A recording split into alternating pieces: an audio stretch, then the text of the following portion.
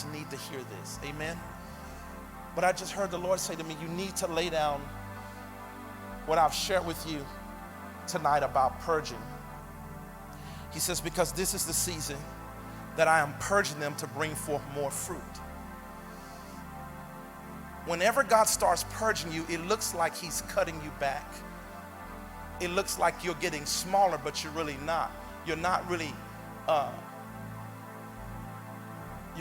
in the process of decrease. That's what we think. The whole process is a process of decrease, but it's a process of increase. And sometimes God have to subtract before he add. Sometimes he have to subtract before he multiply. I want you to lift your hands and say, Lord, help me understand in Jesus' name. Thank you, musicians. And so I remember before we experienced the increase we've been experiencing for the last 3 to 4 years, where people have been coming from all over the world. Isn't that glorious?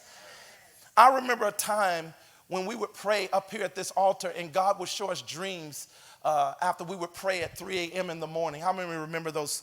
How many of you remember those 3 a.m. all night prayers? We would pray to the breaking of day right here on this altar right here.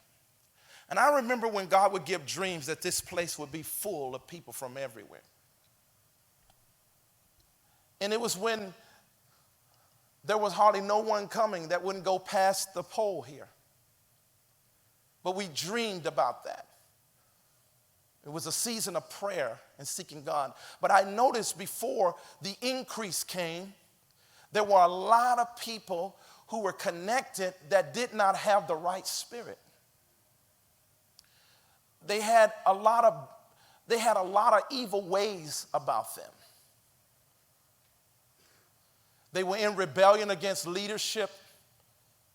They always thought they knew more. Some of them were deceived by the enemy.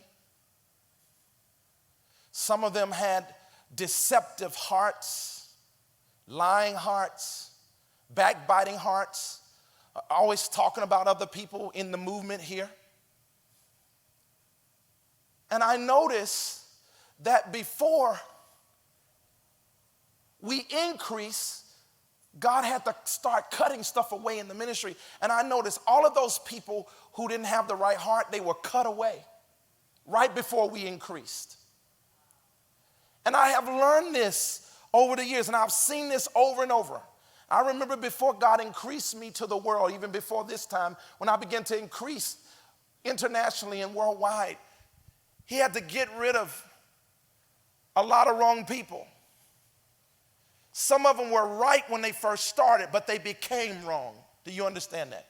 See, you can be pure-hearted when you first come, but if, watch this, wickedness or some kind of impurity or dirt or uncleanness get in your heart, then that turns you, then God can't use you for the next work. So do you remember when I told you God showed me the dream, I'm purging you for a greater work? I've noticed that God can't let people go into the next phase of the work with you if he don't clean them. That's what Jesus said to Peter, if I wash thee not, you have no part with me. And one of the things I've learned is that people can follow your ministry for years, but if they allow some kind of uncleanness or some kind of judgmentalness or some kind of evilness to get in their heart, God will cut them away so that the work can keep increasing. The point is, you don't want to be one of those people. You want to be one of those people that you stay on the potter's wheel where God can keep cleaning you. I've watched how God has done this. I watched how God cut Gideon's army down so that they could have a great victory. I watched how God cut Achan out of the camp of Joshua so that Joshua could increase. Sometimes when God is cutting things and when he is purging things, it don't feel good. It feel bad because there may be some people you love and you want to hold on to. But if their spirit don't stay right, if they don't stay right in their heart and their mind, then God will cut them away. I want you to lift your hands and say, Lord, give me revelation for this.